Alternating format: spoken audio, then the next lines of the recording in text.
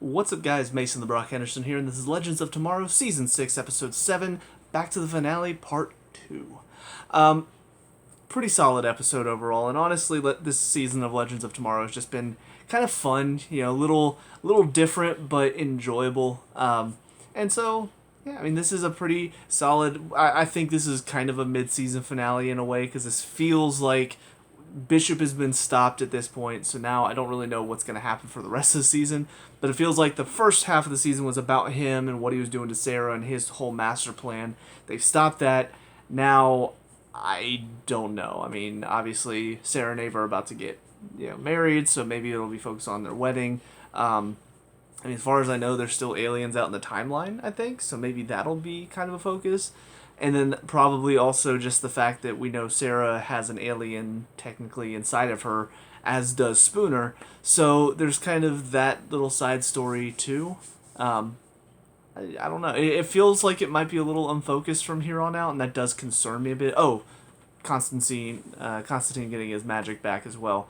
So it just feels like there's some side stories that could be happening for the rest of the season, but I don't see like a concrete, this is our story. It's kind of, honestly, why I'm worried is because that's what this season of The Flash that I've been watching has felt like, where at first it was about Eva McCullough, and then all of a sudden they stop her, and then it was about these forces that were created, and then they stop them, and now it's all of a sudden about just random stuff that's happening. I don't like it whenever there's no concise main story. Because not that there's something wrong with having just a bunch of stuff happening. Honestly, I just started watching Supernatural for the first time. In the first few seasons, while there is still kind of a main point to the season, most of the episodes are not focused on that main point. They're just kind of going around hunting down these different creatures and stuff. And it's fun, it's fine. However, this show and most of these CW shows, it feels like if there's no point that they're working toward, some of these episodes just sort of get lost in the shuffle. Because you're just kind of sitting around, all this random stuff is happening. Oh, Allegra's going to go take on her cousin, I don't really like whenever it feels like they struggle to find a point for these episodes to happen in the first place. So it generally leads to just some stupid stuff happening that causes conflict, and then they have to solve it in that episode, and I'm just not as much of a fan of it.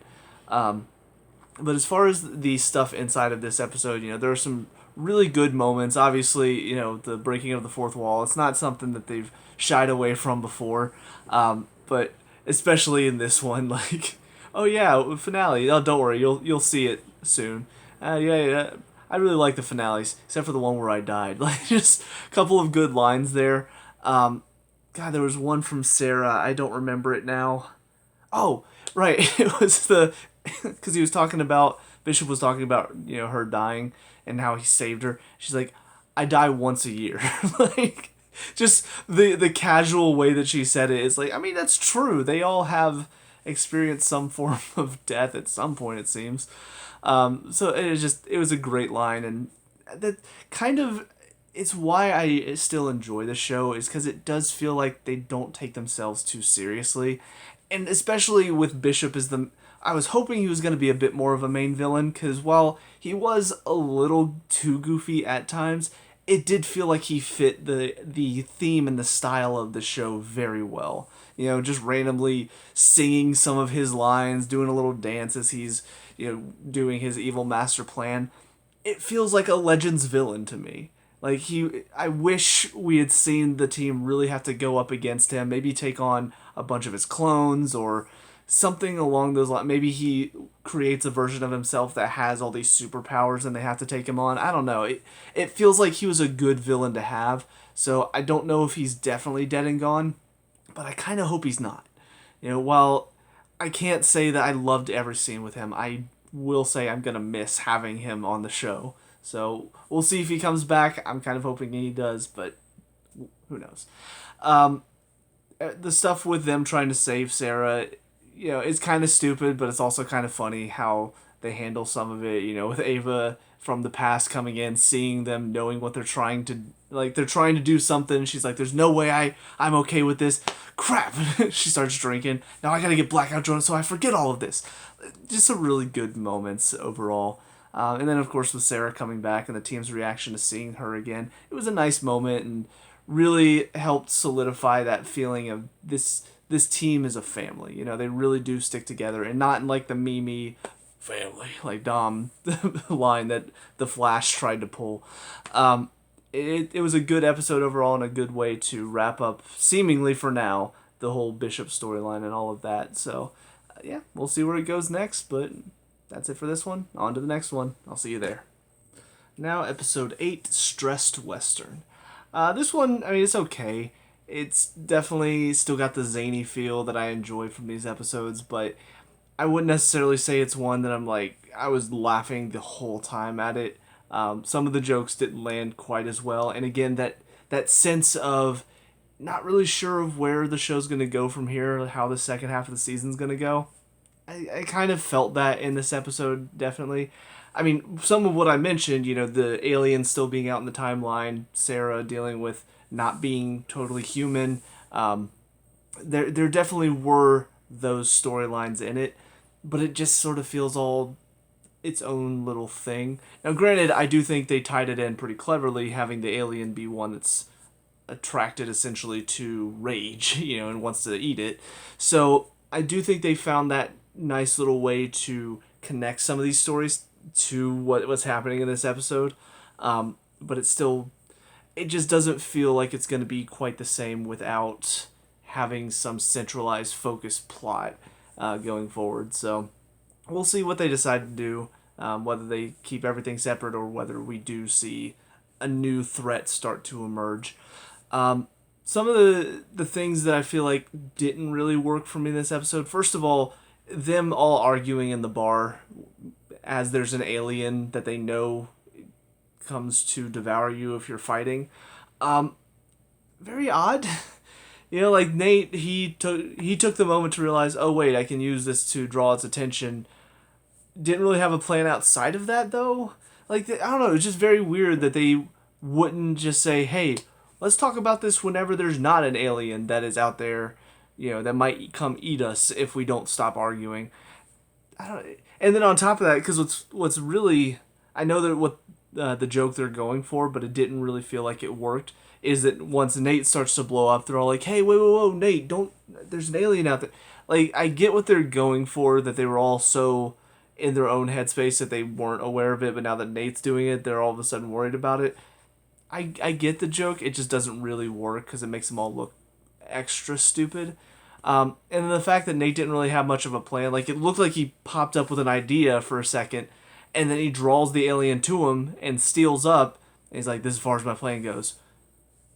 Okay, I thought there was actually a plan here, like you were gonna use your steel powers to go inside and like tear it out from the inside or something like that. I don't know. I just figured he had some plan, but he didn't. I guess he was just like, well, I'm the only one in the group that won't die if I get eaten, probably, maybe, I don't know.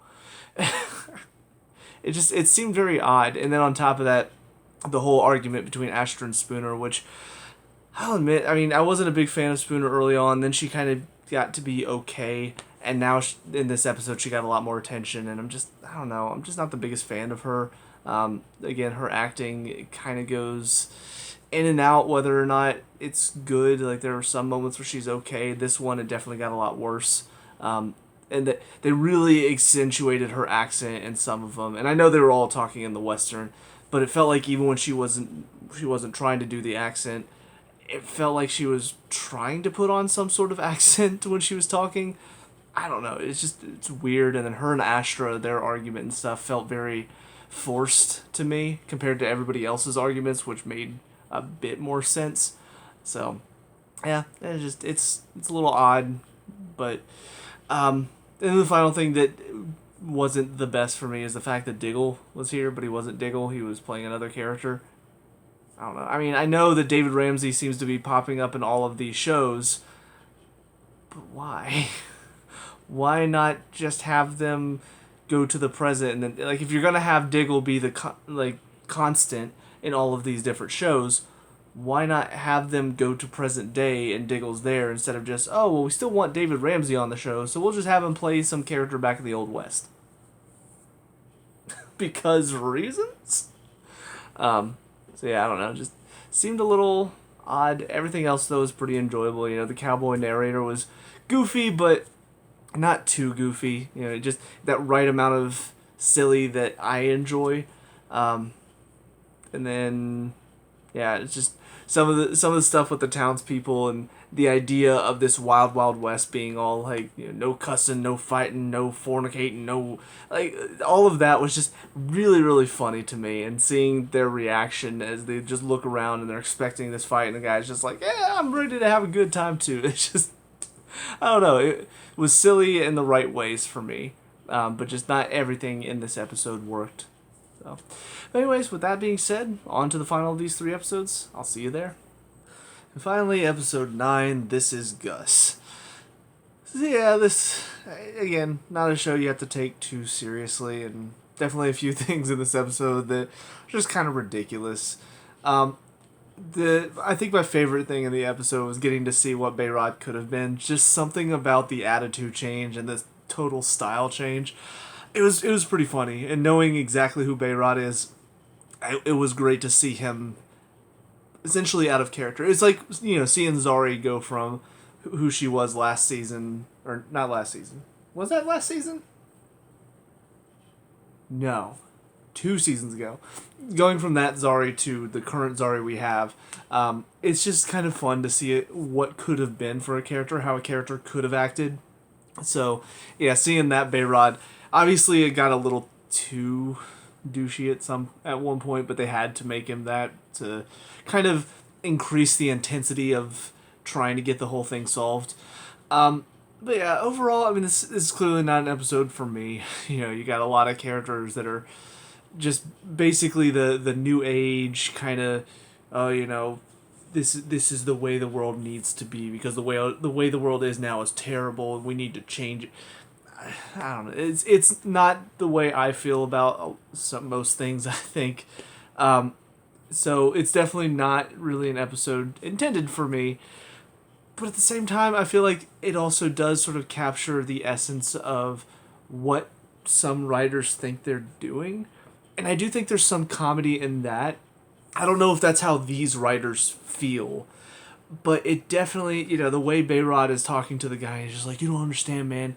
Like, I finally felt seen. Like, that is how a lot of these writers think that these shows are for people. And granted, there are some people out there that's how they treat it, but it's like the rare few that get way too attached and a little obsessively attached to shows typically are the ones that are like, oh, they had this one character on there and that character just made me feel seen. And you're just kind of sitting there going, really? Like, this fictional character made you feel seen? It's kind of sad. Like, what type of people are in your life that you had to resort to fiction to feel seen? Like, don't get me wrong, I really appreciate fiction, and there's a lot of fiction that has touched me in an emotional way. But none of it gave me an identity. And that's where I feel like, especially in this show, what they were doing with Bayrod, it was funny to see him change, but at the same time, there's also, from my point of view, a bit of comedy and like, no guys, this show made Bayrod who he is. Do you really think that's how, like, normal people are? Granted, Bayrod's not normal, but I don't know, it's just something funny about that to me, and maybe that's going to offend some people, I don't know, I don't care. I've given up caring about offending people because it doesn't matter what you say. You're probably going to offend somebody somewhere no matter what your opinion is. But yeah, I mean, overall, this episode, it was okay with all the stuff to do with the alien and the Bud Stuy and all of that. It was fine. Just not really an episode for me. Kind of similar to like the X Factor. Like, some people probably really enjoyed the X Factor episode. It just wasn't for me. The stuff that I really enjoyed, though, was definitely the McRory stuff. Granted, it does end on a bit of a weird note, but yeah, all the stuff with him and finding out his daughter is pregnant and all of that, it's pretty funny. As soon as she walked in and was pregnant, I got super excited to see what are they going to do with it. Just as soon as Lita's, yeah, we talked it out, and he calmed down. He really wanted to know a lot more about Nico. Like, he wanted to find out his class schedule and his running time, his routes. Like, he really wanted to know all about him. And Sarah walking by, hearing this and going, "Oh shit!" Just knowing why he wants to. Oh man, those scenes were quality. And even like when he all of a sudden got super emotional and was like starting to cry, it was funny, but I was kind of like, this doesn't feel like Mick Rory. And even Sarah's like, something's weird going on. So when they reveal that apparently Kayla impregnated him somehow, yeah, I don't know how I feel about that. It's definitely the weird that I expect from this type of show, but I don't know. It's like whenever Mick and his high school crush, whenever they went to the closet and ended up having Lita, that was the type of weird that I'm used to.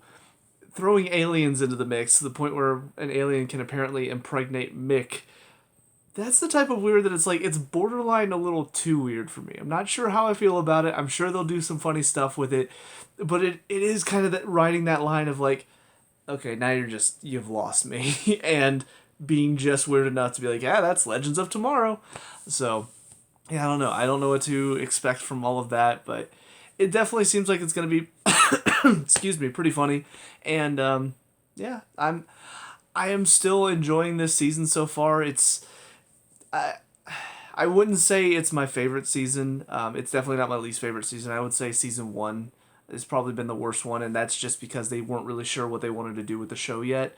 But yeah, I mean, it's still a good time, still having fun with it, still laughing at a lot of this stuff. So I think, oh right, the Zari thing, because while I appreciate what they were trying to do with new Zari talking to old Zari and kind of realizing that she hasn't really appreciated the sacrifice that old Zari made for her, so that not just her but also Bayrod, that was a nice moment. But then she made the comment about, oh yeah, I talked to the ancestors and they'd be willing to let one of us out at a time.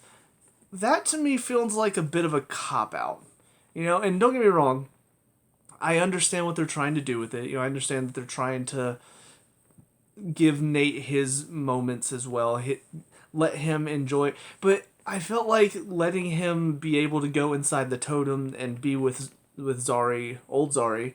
I felt like that was kind of a nice, okay, her sacrifice is still meaningful, but it allows Nate to have that time with her almost as kind of like a closure in a way. Like, obviously he can't do that forever, but he can do it for the time being, and it's a nice moment for him. But now it almost feels like, no, Zari's sacrifice, it doesn't really mean that much. Like, yeah, they can't both be out at the same time, but you know what? We can let her out at some point. It just doesn't feel like it works very well. It's like what Supergirl did with her parents, or what they've done with Killer Frost on The Flash. There are certain changes that you make because you want to have happy endings for certain people or certain characters, and it feels like you kind of lose a bit of the emotion. When I go back and watch that season now, where Zari knows what she's doing, knows that she is sacrificing herself to help Nate and save the day, and then it ends up being Bayrod, is saved and she's no longer part of the team. That was an emotional sacrifice. And even though she wasn't dead, we still lost that version of Zari. And then we find out she still kind of exists in the totem. It's like, okay, still a sacrifice, but nice to know that she didn't die, so it's not as sad.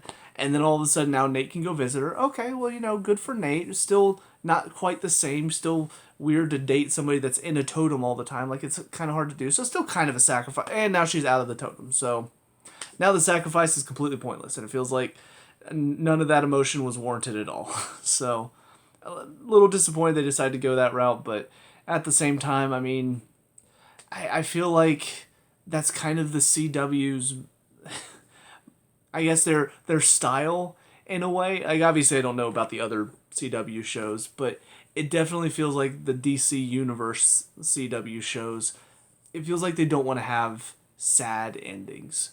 A couple of the shows have, and those were the moments when it was good. You know, like back when the Flash and back when Arrow was willing to make sacrifices and make the sacrifices meaningful. Even, you know, whenever like Martin Stein sacrificed himself, like there were moments where it felt meaningful. And nowadays it feels like nobody's really dying. Like anytime somebody dies, it's like, oh, not really. You know, we're bringing them back. Or, you know, if a character needs to leave the show, it's more they're just leaving. They have to go leave to do something else. And I will say that is starting to get a little old. So we'll see what happens next with Zari. But I'm a little worried that at some point they're just going to be like, oh, you know what? Both Zaris can exist outside the totem, and that's totally fine. And it's really, really going to put me in a bit of a sour mood in that whole storyline. But anyways, with all that being said, though, that's it for these 3 episodes. So let me know what you guys think down in the comment section below. What were your thoughts on these 3? Let me know. We can talk about and discuss all that good stuff. Leave a like and subscribe for future Legends of Tomorrow reviews, and I'll see you guys in the next one. Peace out.